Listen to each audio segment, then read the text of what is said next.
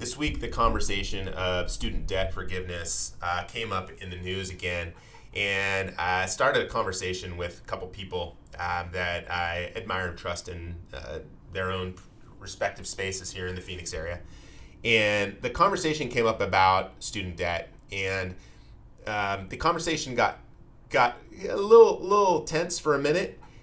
There are a lot of opinions on whether or not people should be repaying their student debts. And this isn't a video to support or reject whether or not that should happen. What I was looking at when I was having this conversation was the economics of it all and what that really looks like.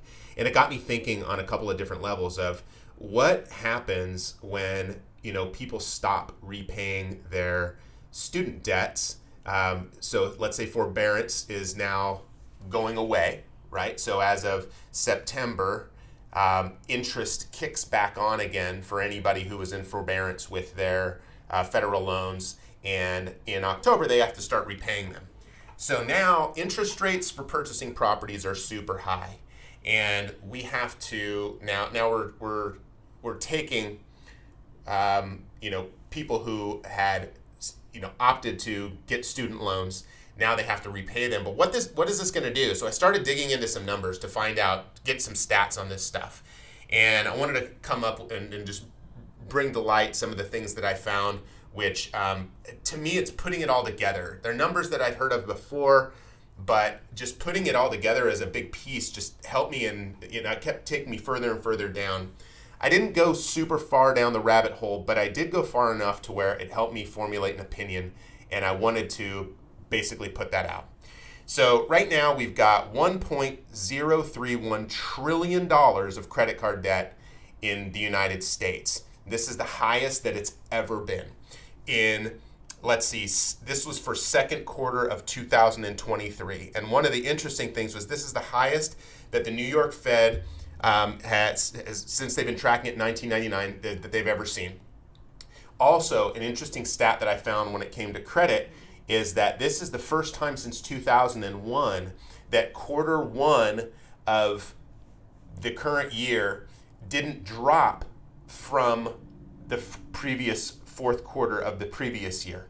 So this is the first time in 23 years that we haven't seen a shift from interest rate or deficit credit card debt going down at the beginning of the year after being paid off towards the end of the year is kind of how I looked at that. The next piece is student loans. And looking at the debt that we're starting to see with the student loans, what I wanted to find out was who's got the debt, where is that, who are our buyers? And when I think about first-time home buyers, I asked myself, I was like, well, who are first-time home buyers? And there's an interesting stat for that. So the average of the first-time home buyer in 2021 was 33. The average in 2022 is 36. Okay, so now looking at those numbers, it's like, okay, so now who's got the credit card debt? Who's got the student debt? Let's get back to student debt. So now for student debt, the total amount of student loan debt overall is $1.75 trillion of student loan debt. The average, and this is across federal and private loans, you've got $28,950 in debt per person on average, and that's across federal and private.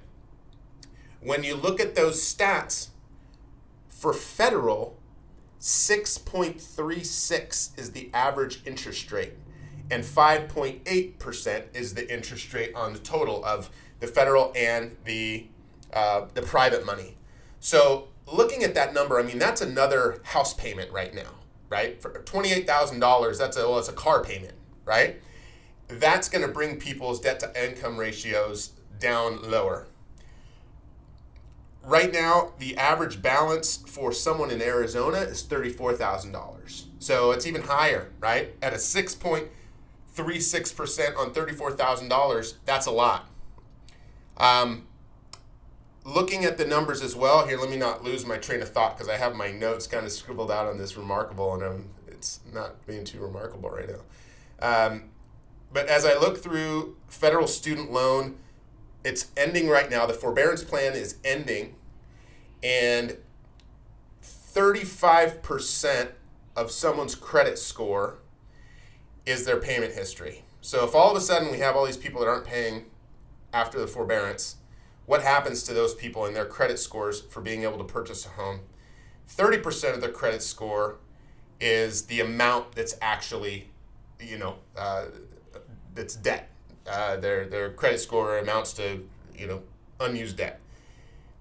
So looking at these stats, it's like, all right, if the average age went from 33 to 36, and now we're taking this same group that now has to double down on, credit card debt, so people were spending too much, and now we've got to make up for that. But now on top of that, we've got this other piece that's going to negatively impact their credit. What does that mean for people's ability to purchase homes here, not only in Arizona, but also, throughout the country in the next coming years? If the average age is 36, what is that going to boost it up even higher? Is the first time home, and then again, I'm not trying to solve anything with this. It got me thinking and made me want to see, like, okay, where are we going with this, and how is this going to figure itself out? For those that own residential real estate as investments, it's probably a good place to be in, because it's only getting harder for people to purchase.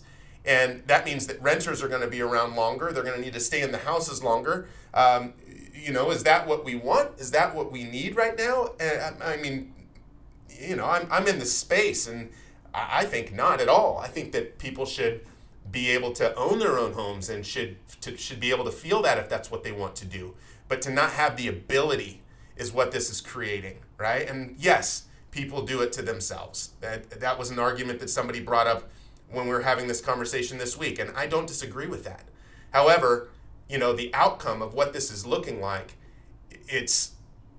we gotta figure out how to fix this. Like, I don't know, if people can't afford it, or if people are, putting too much debt on their credit cards and are never able to come out of it, it's like, bankruptcy attorneys are going to be very, very, very popular here really soon, because what other options are people going to have? Again, just some food for thought this week. Not to take it to a dark place this week, but again, saw these numbers and saw these things that are happening right now, and it's like, whoa, not only are interest rates very hard to obtain for people to be able to purchase, but this is just two added pieces that add another layer to it that bring it all into perspective as to why the home buying market doesn't look like it's going to be exceptionally strong here moving forward over the next couple of years. So for what it's worth, thanks for watching. I appreciate it, and look forward to connecting next week, hopefully on a more positive note, right? Thanks.